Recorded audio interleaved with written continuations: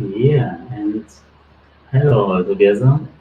Welcome in dataunity to the first talk with Mathias Thierbach. And yeah, it's a pleasure to have you here, Matthias. Um, for anyone who doesn't know anything about Matthias and the awesome Power BI tools he creates, here you should watch the YouTube interview from Meet Heavens with Matthias, the Heavens Consultant channel. Or you can just follow the Power BI Berlin user group where he will be a guest on the 24th of March. It's not actually here official, but then it will be next, and then shortly after then the Power BI tools, some great things which fit very well together. Yeah, and enough from me so far. Welcome, Matthias. Awesome. Thanks, Arthur. Really appreciate you hosting me. Well, I'm hoping we can make this sort of a regular event, keeping people updated about what's new with our tools, providing some small snippets, some small demos, things that people can refer back to on YouTube later or somewhere else. And if you don't mind, before we get started, just wanted to make a small personal statement here, because whilst we're recording this, and obviously people might look at this, at some point in the future, there is a pretty horrific war going on elsewhere in Europe, and I'm feeling slightly uneasy about us spending time talking technology here whilst people suffer enormously, and whilst something is going on that we probably couldn't even have imagined just a month ago. So I just wanted to at least acknowledge this, and hopefully I'm speaking for everyone, that this is an absolutely horrific event, and I can only hope that this is coming to some sort of peaceful solution very soon.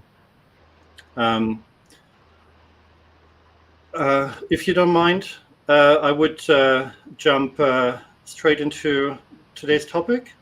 Wanted to present a very recent feature which was added to PBR Tools.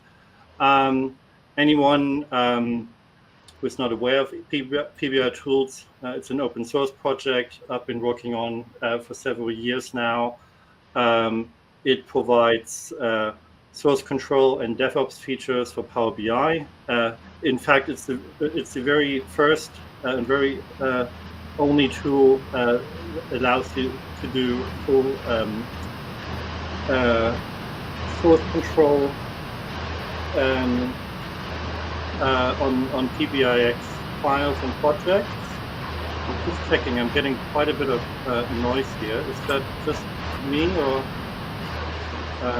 No, I can hear it too, actually. Not sure if that's happening for everyone. We can just check it. Okay. I wanted to present one feature specifically, which was made available just 10 days ago. In fact, in a pre-release, and currently open to beta testing. It's really something I'm very excited about, and it's way easier to demo it and explain what the feature does than actually writing about it. If you want to try out what I'm about to show, this is all available on GitHub. If you go to the very latest release on the PBR Tools project, and it's the 21st of Feb pre-release for the upcoming beta. Now, what does the feature do? Let me just show you. So I've got a Power BI report open. And this is a thin report. It doesn't have a data set embedded. It's got a live connection. Traditionally, when working with PBR tools, you had a fairly back and forth and iterative workflow where you basically made changes in your reports, and then you had to go back to your command line, explicitly run an extract command in order to get all your changes extracted and put into your Git repo. Quite involved, quite a bit of back and forth, and also relatively complicated to integrate into your development flow. Now, this is there's a new option now which basically automates that. So I've got this report open, and rather than explicitly running an extract command, what I can do, I can run pbi-tools extract in watch mode, which is what I'm going to show you. So I've got a shell open in the folder containing my pbix file. Running pbi-tools info gives me information about my current PBI desktop sessions. So you can see I've got 2 sessions of Power BI desktop open. One of them AdventureWorks. We're going to look into this in a second. The other one is report 1, the one I want to capture now. The watch mode currently works by you looking up the process ID for the Power BI desktop process you want to tackle. So this, in this case, is 12368. You then run pbi-tools extract-pid for process ID, put that number in there, 12368. And then you do -watch, and that one does pbi-tools extract, which takes a PBIX file and pulls all the sources out, but does it in an automated fashion whenever the file is saved. So if I basically start that now, it's telling me it's watching this particular file, which happens to be open in Power BI desktop. It's also connected to the corresponding local analysis services instance, and it's now watching and waiting for me pressing the save button. So if I go in here, and as you can see, my working directory doesn't have any sources extracted, and simply click save, and also make this slightly smaller, you can see stuff is actually happening automatically. And I've got my report 1 subfolder here, which contains all sources for that particular PBIX file. If I go and open an additional, well, actually, if I then go in here and basically just commit all of those changes and say just init report 1 in this particular case, I've basically established my baseline. This is the report as I had it when I started working on it. That's in my Git repo now. If I now go back in here and start making small changes, small incremental changes, and occasionally press save in between, I'm going to get all the benefits from this feature, because not only will they be extracted immediately, but because of Git integration, I'll actually get a diff showing up straight away. So even something like changing a slicer setting like so, if I click save now, we can see extract is kicking off. If I then go into my Git view, there we go. I can see there's literally one single change. The slicer setting from 2008 previously changed to 2009. There's also another metadata change here, which is basically my project file. That one always updates whenever I do a new extract. Doesn't really matter, but I can see in a very granular way the one change I've made. Not only do I have it available as a diff, but I can immediately see what's actually changed behind the scenes. So I can go in here and say changed slicer settings, for instance, and obviously spelling is always appreciated. And now I'm back. My latest changes are committed. I'm back to a clean stage, and I can make some more substantial changes. For instance, I could duplicate this entire page and rename it, and let's call it sales by month 2.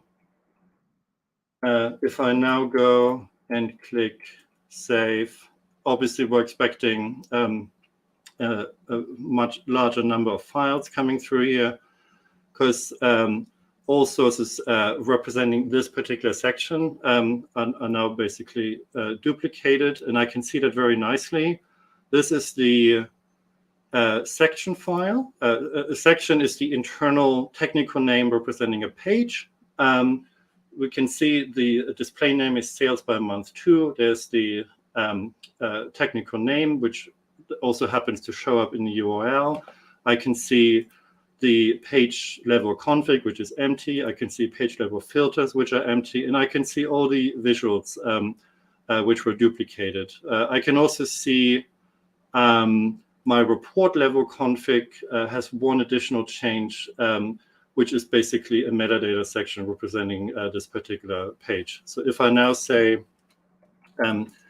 let's call it duplicated page, and commit everything, I've got that in place. So that's pretty much the gist of it when it comes to reports. Various advantages here from my point of view. First of all, once again, what was necessary previously in you running back and forth and actually rerunning the extract command line, for instance, is no longer necessary. But the other thing is also really important in terms of workflow and actually getting the real advantage when it comes to source control, which is, and I've seen that in practice actually a lot, because obviously in my workplace, in my team, we've been using PBR Tools-based workflows for several years now. When it comes to visual changes in reports, you usually accrue quite a lot of diffs. You usually accrue a lot of files which have changed, which have been added, which have been modified. And if you don't commit frequently, if you basically work on a report for an entire day, make a whole bunch of changes, and then go in and do an extract, you're going to be overwhelmed. You're going to have hundreds of files changed, which basically leaves you no option but to commit all of them, where you really struggle to actually put a meaningful commit message in there, and where you really struggle to actually replicate in your code the changes you've made. The advantage you've got here is that you can adopt a workflow where you focus on one particular change. Let's say you add a new visual, or you change some fields.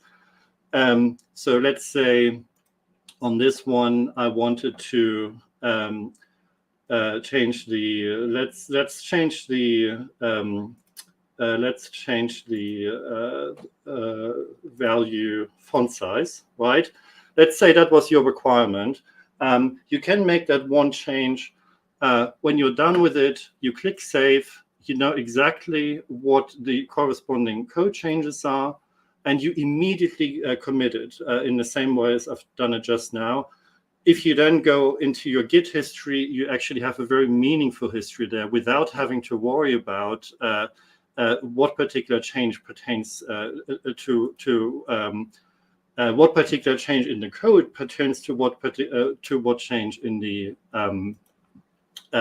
report itself. So this would be matrix value font size increased. Here we go. If I don't commit that. And that, from my point of view, makes the fact that we now have report sources in place even more meaningful. So that's what we have as far as reports are concerned. The same feature very nicely works for data sets as well, which is why I've got the AdventureWorks open here. So this is not a live connected report. That's actually a Power BI desktop data set. In fact, it's the one which I'm providing as a example, which is also featured in the PBR Tools tutorial. And the same applies here. I'm going to start a new terminal. I'm again going to say PBR Tools info because I need my process ID. So in this particular case, that is 5720.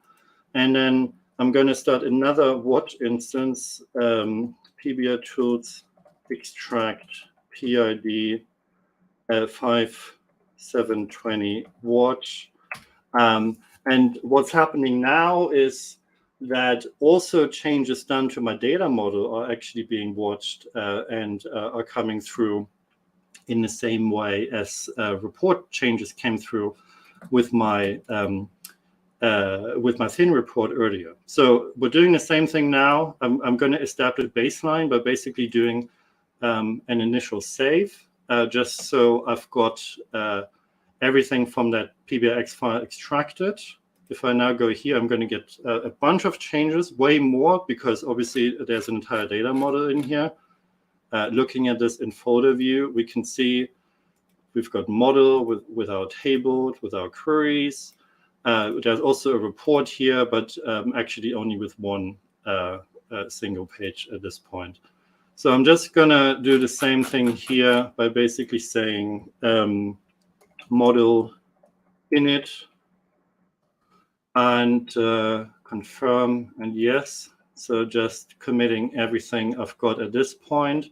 If I then go and make model changes, for instance, sorry, wrong window.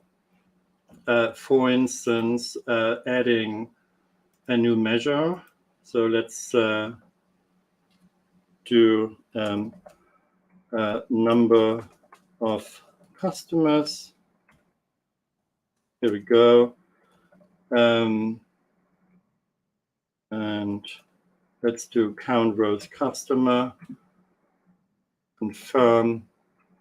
All right. So I've added a measure. Same thing now. Let's click save. And what happens? Here we go. Very straightforward, right? Measures are currently extracted with two files. We've got an XML file which contains metadata, and then we've got a separate file which explicitly contains the DAX formula for readability, and that's it. Very clean, very straightforward, and something I can very nicely work with. Again, you know, incrementally, iteratively making changes to my model in this case, knowing exactly what the impact of the change was in terms of the underlying code, and then being able to commit it straight away. So if I then say added number of customers and confirm, we're back to a clean a Git repo. And obviously, that one has a model, but it also happens to have a report page in it. So if I add a visual here, let's actually use the new number of customers one and break that down by, let's say geography. Here we go. And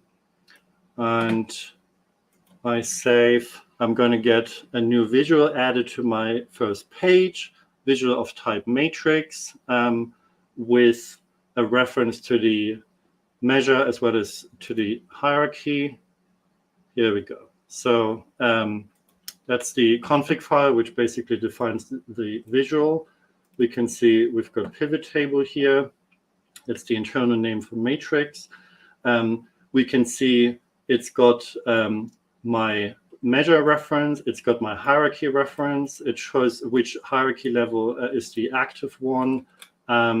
And it also shows where those model reference are coming from. There are no other visual properties here other than the size and position. So added customers by geography matrix. Here we go. And that's pretty much what I wanted to show in terms of that's available.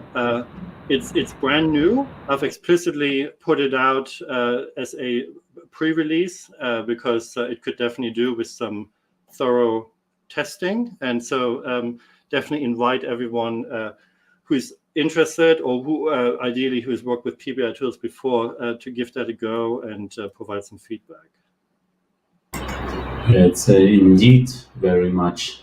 Yeah, you have to show very nice. So it's even for me, actually, because I used for PBI tools, but not so long, actually, for about 1 month, you know that. And yeah, for me, it was like, if you make just small changes, don't care. I don't need to extract and to commit something. No. It was more like just tools or just to do it sometimes, but now it's very comfortable. You just save and then it does the work for you. This is the one use case, like for the lazy developers who are not always in the command shell and everything. And the other thing is still, but it was there before, now it's even better to follow the small changes and maybe also to spread the small changes over different systems, like when you have a standard in place for your reports, like a visual standard, just change little thing as you have shown. Then you can spread it to all the productive reports where this standard is used. And this is very valuable. Awesome, absolutely. Just earlier today, actually, on one of the Power BI community forums, I saw a question where someone was wondering about report theme files, saying, I think on map visuals, they thought that their existing theme files were no longer working. So it looks like some of the internal map visual properties had changed or so with the latest release. This would be a very neat way of actually diagnosing that, because what you can do, you can go into your port where you've got a map visual in place.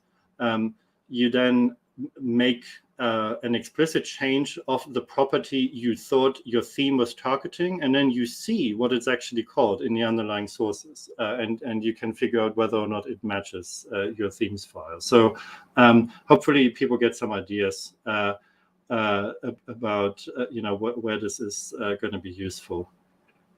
Yeah, thanks, Marcus, for the.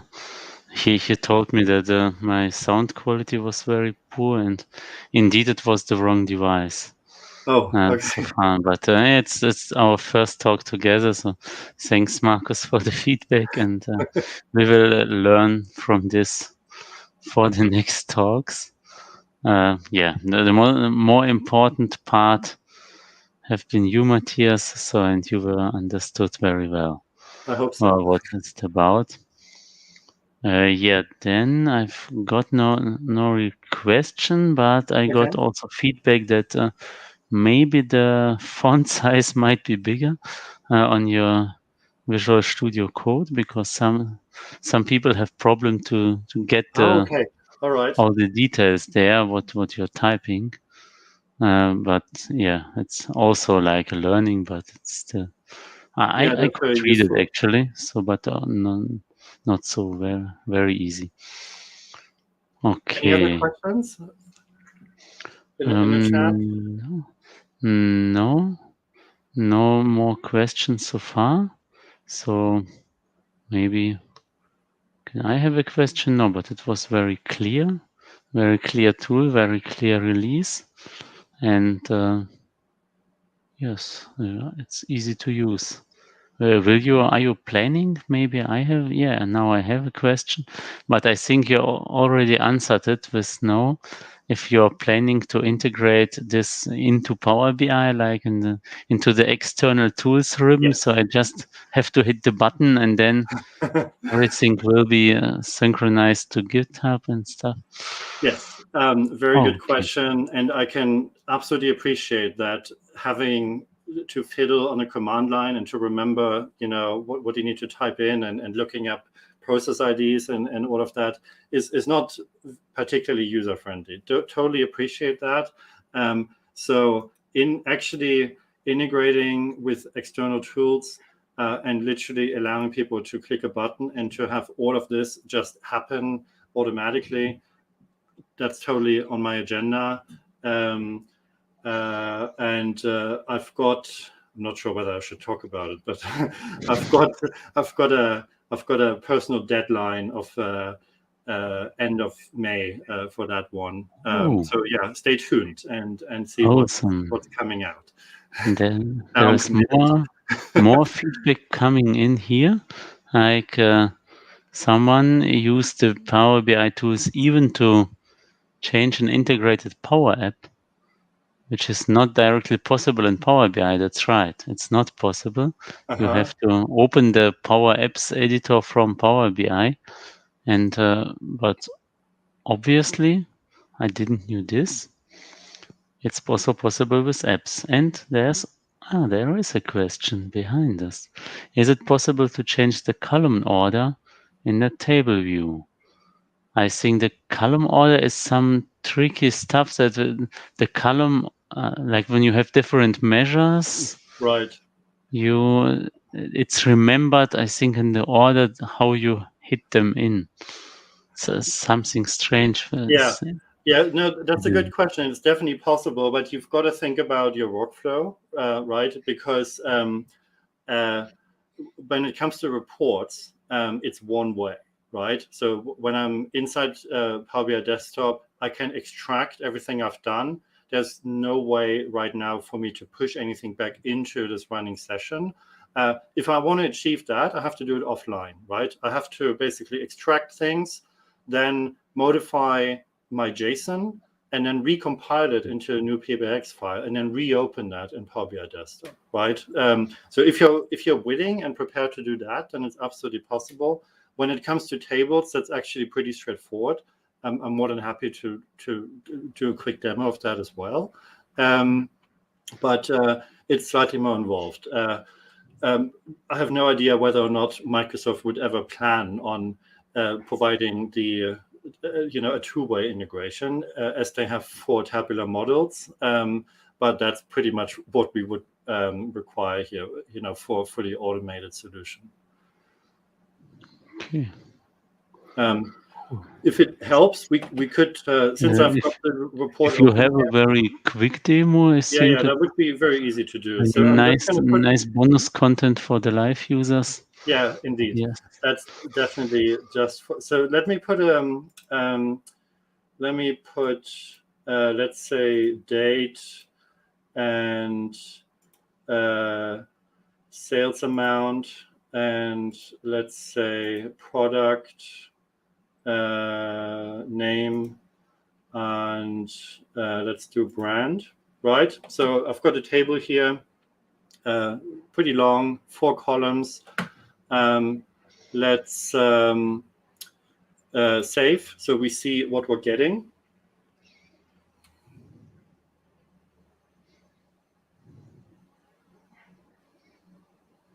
Column order in the table view of Power BI, not in the table. Oh, I see. Okay. I think when you go to table view now, then okay, cool. So basically, well, let's look at this in any case, and then we come to the actual question. So first of all, my visual is defined here, so we can see that's a table, and column order in here is really trivial because it's literally held here, right? If I edited the JSON for that and basically moved cells around above date or anything like that, and then saved and recompiled, it would show up in that particular order, right? So that's actually quite easy as long as you're prepared to go out of Power BI Desktop, recompile, and then go back into Power BI Desktop. If we want to change things in terms of the model, then that's basically a Power Query question. I'm not. Nice. I think it's a table view actually when you have it in the service. So I don't really expect you to change the model from Power Query, or can you do it? If you can do it, it's awesome. But do you think we're talking about the fields panel here? Yeah, maybe you can help. No, I think when you publish this in a service, right, there is a table view for the visual. It's a little bit similar like the one this focus button that you can see there in the headline. But I don't have a use case either. So table view of column order and the table view of Power. I can only imagine we're talking about the fields pane here. That is by default and is always going to be alphabetic. There's no way to change that unless you put display folders in there and then sort of use your display folders to get a slightly different grouping in place. Okay, but this is also a good question. The display folders and this stuff, it's also passed in the PBI tools. Report view here, that one, yes. Table view. Yes, okay. This is yes, yeah. So this one, that is actually what I was talking about earlier. That's something you would change in Power Query.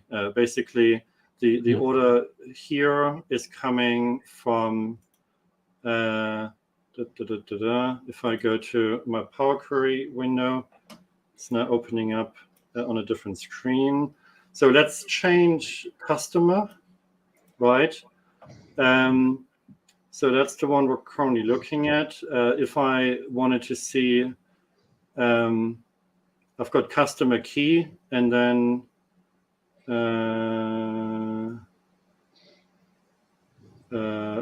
I've got interesting actually that this order does not match that one. That's surprising because Power Query definitely defines the order of this explicitly, right? So you could move that around. I was not aware that Power BI Desktop didn't actually follow the same order.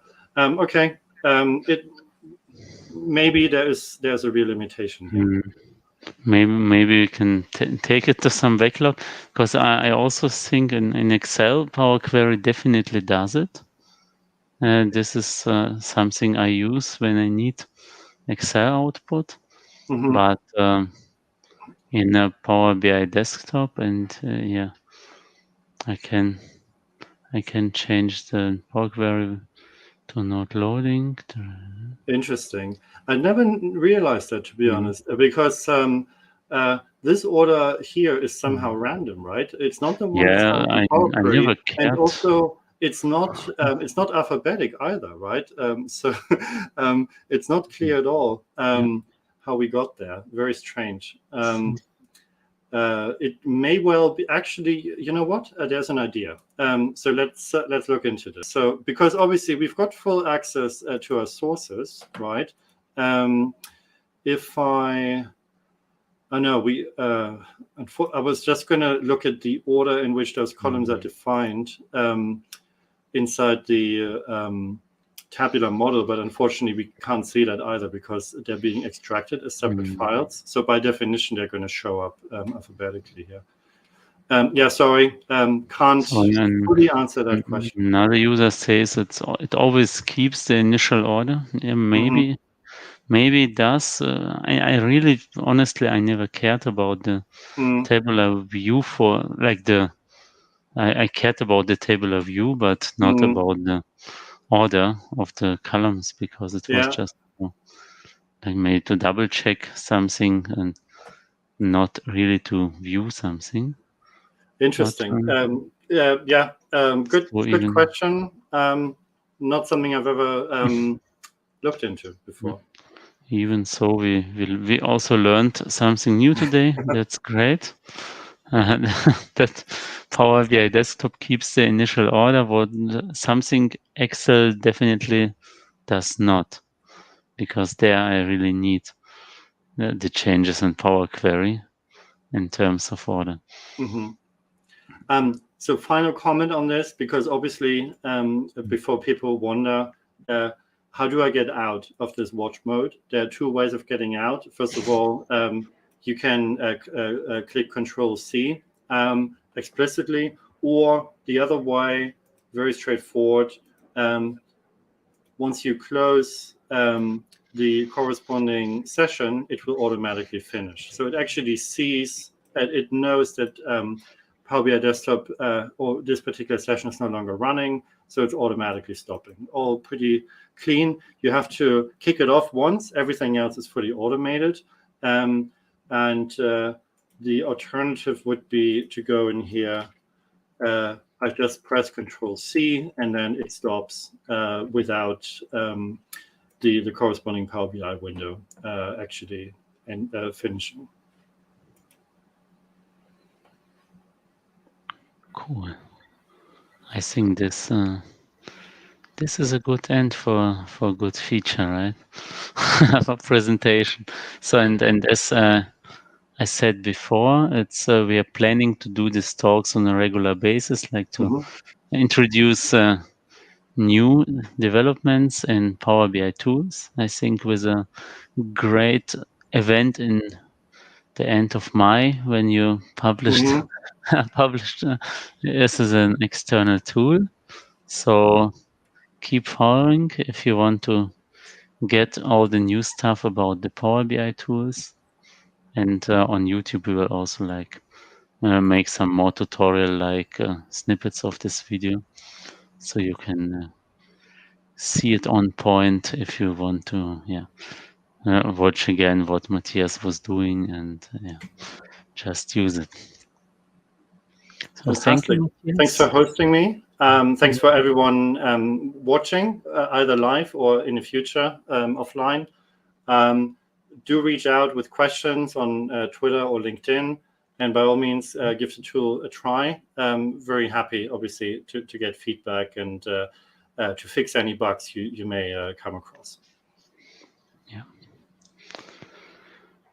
And thanks for watching. Goodbye. Bye.